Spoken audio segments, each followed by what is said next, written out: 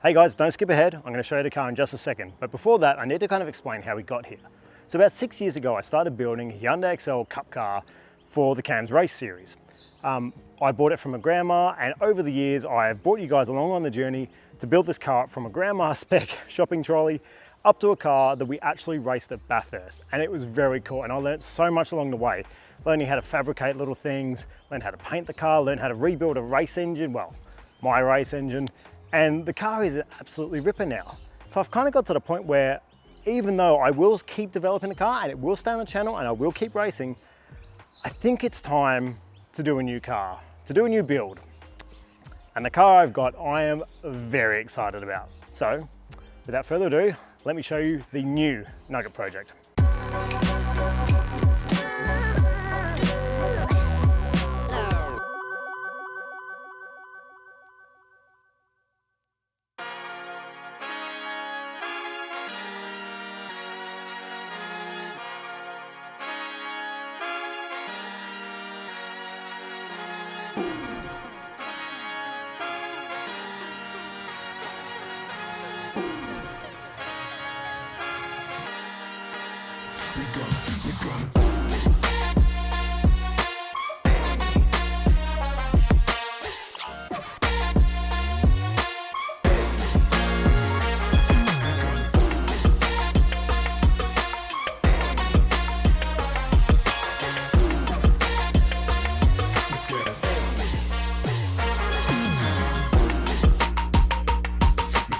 So this is my 1984 Mark I MR2, otherwise known as the AW11.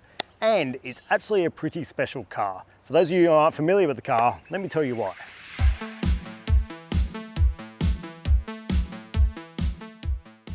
The concept for the MR2 was created in the early 80s by head designer Akio Yoshida. Akio studied in California and loved the sports car culture they had there. Little two-seaters that were driving around on weekends, and especially the mid-engine cars from Europe. Akio designed the MR2 to be a lightweight, fun and economical car. The MR2 name stands for Midship Runabout Two-Seater, a car that you could drive to your dead-end job and have fun on the way. Toyota took the design of their cars very seriously during the Japanese golden era of the 80s and 90s. This car was ahead of its time in many ways, sporting disc brakes in all four wheels, and was the first car to come out of Japan with a mid-engine setup.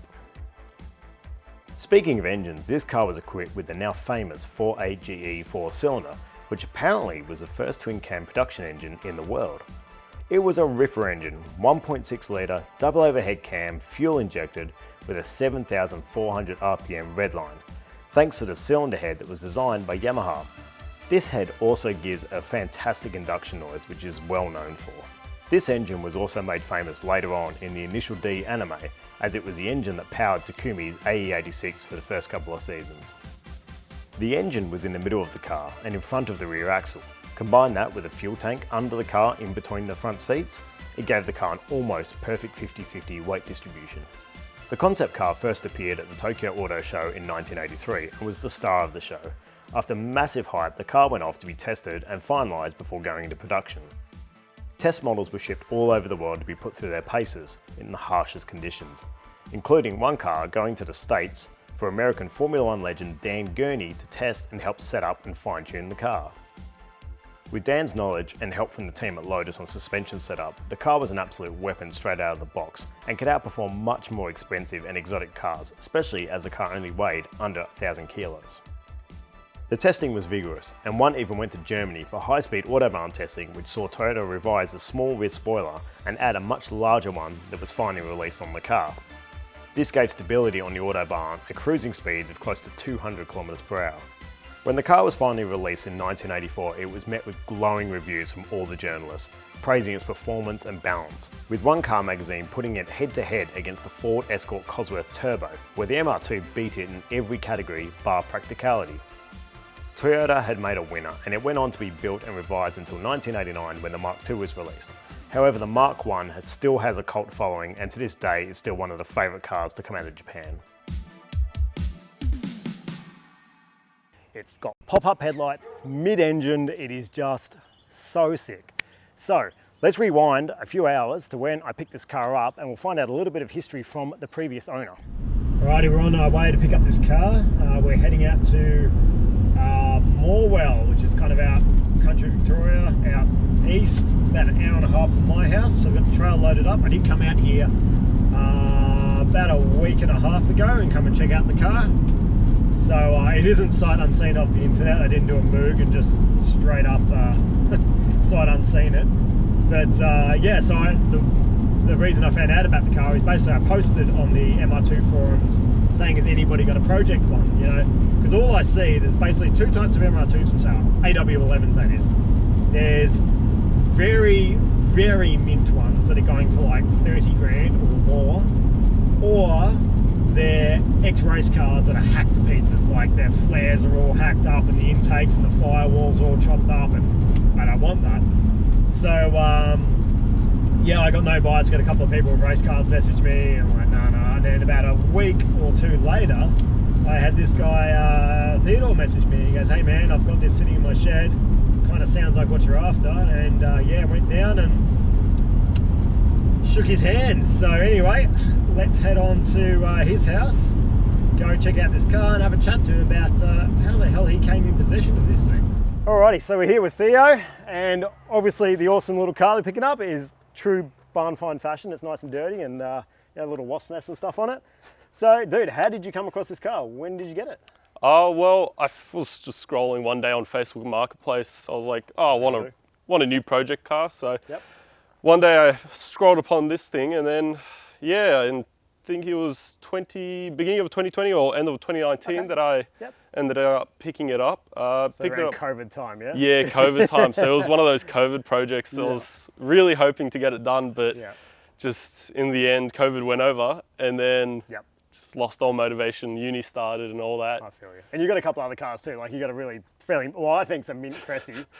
And an FSD? No, it's a Daihatsu Charade. Charade, yeah, so that one, I'm rebuilding the motor on that one. Awesome. It's a beautiful little 3-cylinder. So. Love it. No, that's cool. We're cool. We've got one of the guys who watches the channel. He's got I don't know if it's a Festive or Charade. I'm sorry, Adam. I think I'm going to get this wrong, but it's a rally car and it's unreal. Oh, and that's rallying insane. with it and it's so sick. That's insane. But no, we love those little cars. So cool. And then, do you know much about where it was before then, or? So the guy got it off. Well, he bought it for his wife. Mm-hmm. He wanted to fix it up and then have his missus drive it around. Sure.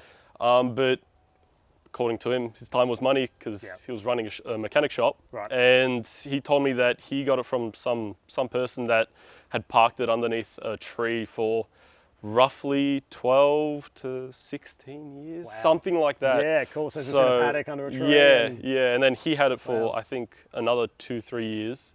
And he left the window cracked, which thanks, dude. Didn't really help. But yeah. Right. But the interior is actually not that bad. Like, I mean, the carpet's a bit moldy, but the seats are good. Like, you've shown me the seats and the dashboard and everything, and you've done a good job. You've already kind of reconditioned some of that stuff, and I reckon it looks pretty cool. So yeah, it did come out all right. Yeah, when I was washing it, it was like straight black. Yeah. But with a bit of plastic restore, it just that's cool. Bounced right back. All right, awesome. Well, hopefully I can bring this thing back to life, and we'll turn it into a rad little car, and I'll come for a road trip down here and we'll go for a burn. Hey? Oh, dude, that'll be fantastic. Man. Thanks so much. No problem. Looking forward to rebuilding this, and hopefully you can watch along. Yeah, too easy. Let's get this puppy loaded up.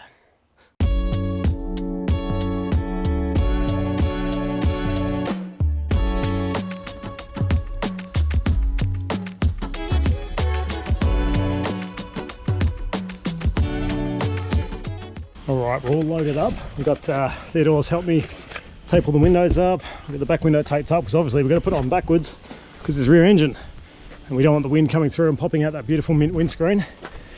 So I've taped all that up and taped up the moonroof as well. So that's all done. Now we're just loading up the interior parts into the car. Got the 2 stock wheels and the sparey there and the radiators, and we'll just grab the rest of the interior, the seats and all that, and put that in.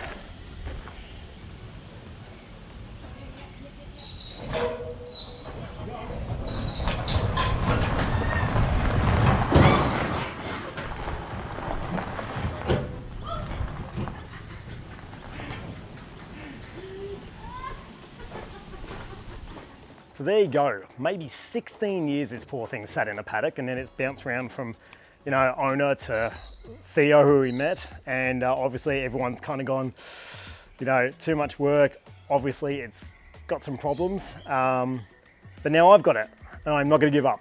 I am going to rebuild this car and it's going to be fantastic. So let me tell you first about the bad stuff. So we've got our roving GoPro here and I'm going to show you some stuff. Now you would have seen already on the footage, this thing's rusty and they are notorious for rust. So that is going to be the biggest problem with this car, and let me show you. This is the worst rust here. So this quarter here is bad. The whole bottom section is rusted out. We've got rust here, rust here, rust here, and around the back. If I can get a whole new quarter, that would solve that issue. However, I did find a company in Canada that does reproduction just bottom sections here, and they do reproductions up to about there. So that might be an option. I'm just a bit worried about the postage coming from Canada, but we'll figure that out. Otherwise, someone hopefully in Australia might be able to help me out. Next, under the bumper, there is a bit of rust here, a bit of rust here. Basically, the whole car has little bits of rust everywhere. Unfortunately, somebody put a roof rack on it, so you can see the holes where they drill the roof rack, and then it rusted out, so we're gonna have to cut that out. Look, it's gonna be a lot of work, and I'm gonna get pretty good at cutting and fixing rust. It's just the way it is. There's bits in the bonnet, there's bits in there, the front metal bar thing is just destroyed, so that's what you get when you get a cheap AW11, because these things retail, you know, like on marketplace, like minimum 25 grand for a mint one and going up to 30, 35 grand. So I don't have that kind of money and I want to rebuild one, and it'd be really nice to save this car. So yes, that is that. There's rust there's rust everywhere, guys, okay? There's just rust everywhere, and we're gonna fix that, and I'm gonna learn how to weld sheet metal. It's gonna be a whole thing, it's gonna be a whole journey, but when I've done it all, it's gonna be so nice to drive a car that I literally rebuilt, because I'm gonna strip this down to the shell and start again. Now, there's one other major problem, and it's, sorry. No, I can't say it. I'm just gonna have to show you. It's an automatic. So obviously, this thing and the gearbox are going in the bin because autos suck. So that's a bit of a problem. And it also may be the reason why this car was abandoned in the first place. So when Theo went to move it yesterday, it won't go backwards. It doesn't matter what gear he shifted the auto into, it will not engage neutral. It seems like it's stuck in gear. I believe the gearbox may be stuffed. And you know what? I don't really care. It's going in the bin. Nobody wants an auto box from one of these. So get rid of that. But that does mean I am going to have to source some parts. So I will need gearbox, drive shafts, flywheel, the gear shifter assembly for a manual, cables, clutch pedal assembly. So there's quite a bit to the manual conversion on this. And I'm hoping the legends in the MR2 community in Australia can help me out with a bit of that stuff. Our friends at Protex actually do a clutch master cylinder, brand new. So I can put that, I can already get that, which is amazing. Found a company in the UK that does brand new shifter cables. So little bits I can buy new and they're not too expensive, but obviously you need to find a box, need to find drive shafts and all that sort of stuff. So yes, look, if you've got that sort of stuff laying around in your shed, please let me know. I don't have a ton of money at the moment, but I will save for this sort of stuff. And same goes, if anybody's watching this in the MR2 community, I need a fender, a rear quarter, possibly a bonnet, but I'm going to try and save that. But the big one is obviously the fender and the rear quarter. Oh, and the front skirt thing. So if you've got any of those parts, please let me know, and hopefully, yeah, you don't want to hold me over the coals price-wise for them. Now, let's talk about the good stuff, because there is a lot of good stuff in this car.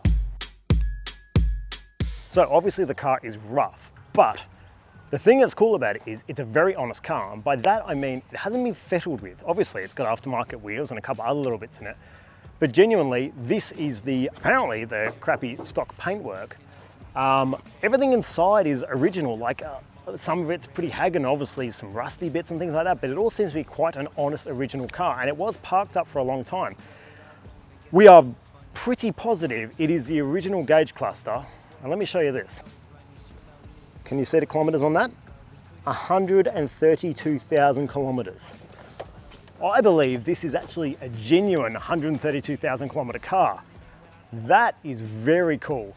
This car is old. It's an 84 model. This car's older than my wife. And that leads me into the next thing. The chassis number on this car, when we looked it up on the Toyota group page, it's got when the chassis numbers relate to when it was built. This looks like it was built in the 3rd month of production for the entire Mark I MR2s. This quite possibly could be the oldest MR2 in Australia, because from what I can tell, they didn't bring them in till 86, 87. Please correct me, gurus, but yeah, this is an 84 model. And so I think this is imported, and I'd be very surprised if there's one as old as this in the country. So to rebuild one of the first MR2s, it's a pretty cool thing in my mind. That's exciting. Okay, so the other cool thing about this car is how complete it is. So bar literally passenger window switch, a little trim around the back window, and I think that actually might be it. The entire car is complete. Oh, and a steering wheel. It doesn't have a steering wheel. That steering wheel there is my mate Benry's. Thanks, Benry's. But literally everything is in the car. Whether it's good or not is another story, but the fact that it's got everything means it's quite honest. So let me show you some of the stuff. We'll go to GoPro. So this stuff here, this is all kind of crash bars and things like that. Some are good, some are bad. This is the front metal bar, and you can see it's rusted to hell. If I did recover that, it's gonna be a lot of work. I think I'm just gonna have to find a new one. But all the rest, like this is all good. It just needs a clean up and a spray. I've got the front bumper over there, boxes of intake stuff. We've got air conditioning, and apparently the air conditioning still had gas in it. So that's pretty cool that when Theo disconnected it, it still went shh a bit, even though it'd been sitting in the field for 15 odd years. That's unreal. Radiator is shagged. We'll have to get a new one of those. It's got holes all through it, but I may even go an aftermarket one. I've got that there as a template for where the outlets are, and you know, maybe we'll get a nice shiny alloy one to go in there. But everything is here. Look, we've got all the door trims, window rubbers, and Theo has actually done a really good job. Like these seats, how good are they? They are so beautifully ugly. I kind of love them and hate them, but like it's cool. They've got the, you know, the twin cam logo in the headrest, and I mean, they're so gross, but they're so cool at the same time. The other thing is that Theo pointed out today is this is some taillights. This R, so it's a twin cam 16 valve R, but it's got these R badges all over it, which I've never seen online. Or, you know, if you're in the MR2 world, please let me know what the R is, because it's not just on there, it's on the windows. It seems to be appearing a lot in various parts of the car. So I'm really intrigued to know what that's all about. So if you do know, please let me know.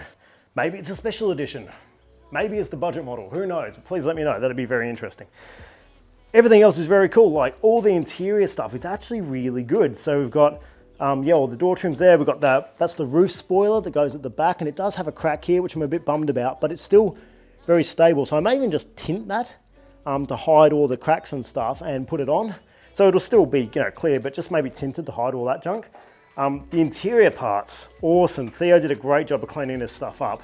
And you can see like the center console is beautiful. Like there's no cracks or anything like that. Is all completely factory original. Like the dashboard is in really good condition. All the plastics, even the door cards, like that one's dirty, but look at that. It just needs a clean up. It's fantastic. And it's got literally everything. Now, it's gonna be hard because I didn't take it apart, and that's the worst part about buying a project car in boxes is you gotta figure out how it all goes back together. So it is what it is. But yeah, that's gonna be a hell of an adventure. But once again, everything's here. This here, for you non-MR2 people we find funny, this is the fuel tank.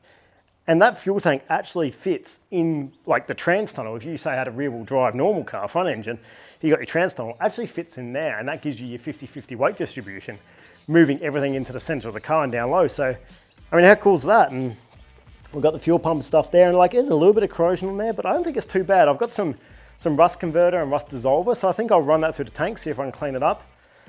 Now, not everything is in here. The boot is full of all the wiring looms, so I'm gonna have to go through all them, clean them up, check them out for any faults or problems.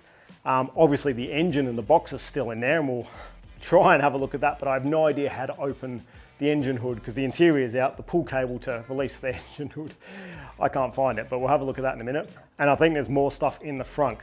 Also, I can climb over here a bit. In the back of the Volvo, I still have two of the original wheels, two of the original alloys, which is very cool, and also the metal spare wheel, which is cool, which goes in the front. So we might try and open up the front and the engine bay and the boot and show you in there, because it's interesting stuff. Let's have a look.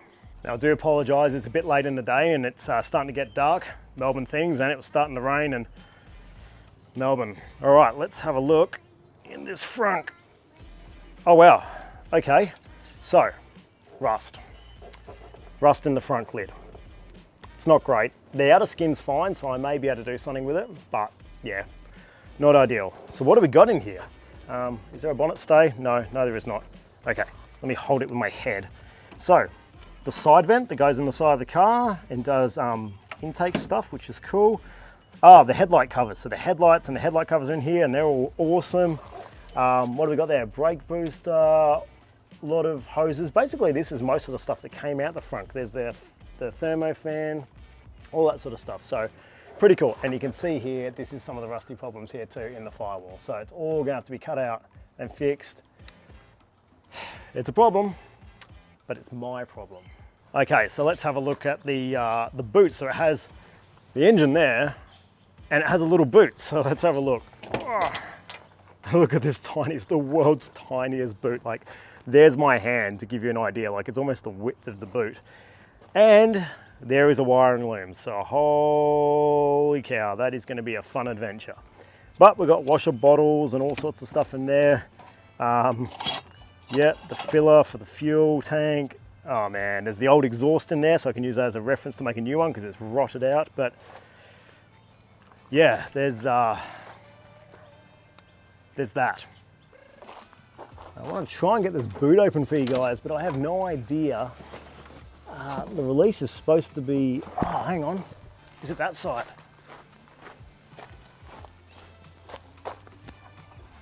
Oh, yes.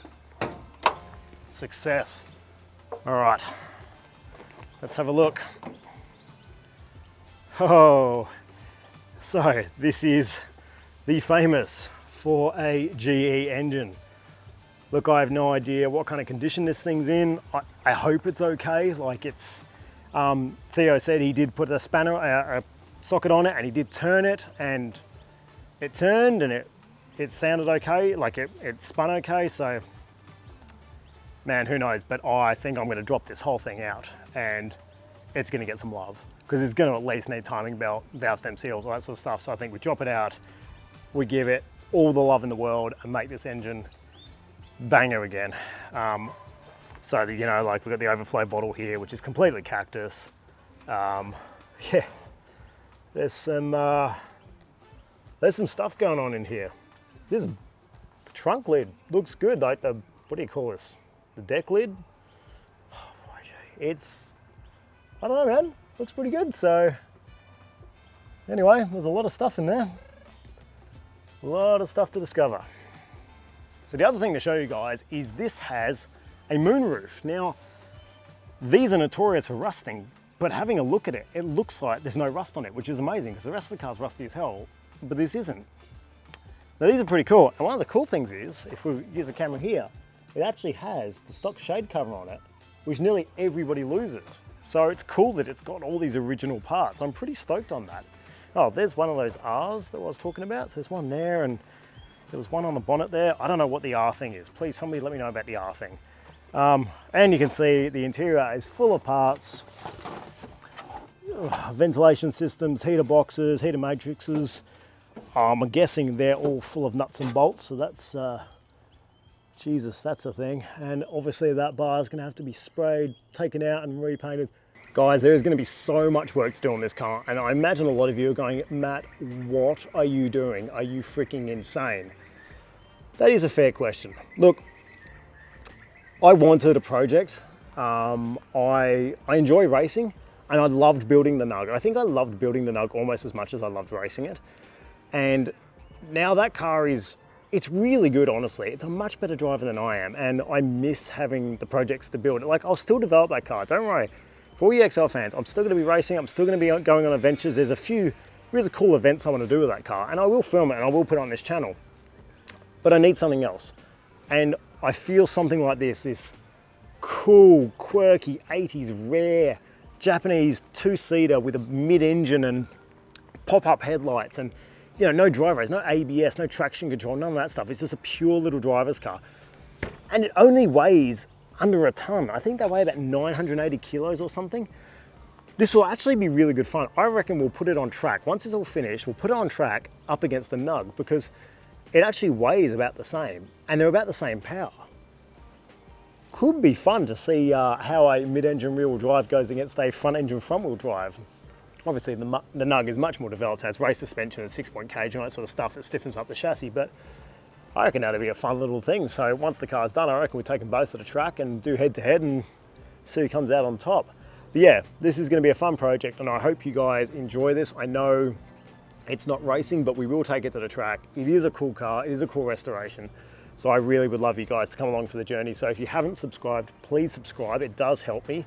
I want this to sort of grow the channel, because growing the channel not only gives me a little bit more revenue, but it allows me to approach sponsors, approach event organizers and say, you know, I've got a viewership and we get to do more fun stuff that way. So yeah, that'd be really good. Anyway, it's about to rain. I need to get this guy inside. Just the last thing, I am doing Nugget Project hoodies, which will help pay for this car. So if you're interested in the hoodie, jump on the Facebook page or the Instagram page, check out the design, check out the sizing charts, and shoot me a message what you're after and we'll get you ones. We're doing pre-orders at the moment. They're $69, giggity. And then we'll do, I'm thinking about doing some other merch later on. But yeah, if you'd like to grab a hoodie, that would really help and support me. Melbourne is doing Melbourne things, guys. I think I need to get this car inside. Thanks for watching. We'll see you in the next episode where we start stripping this thing down and see how bad it all is.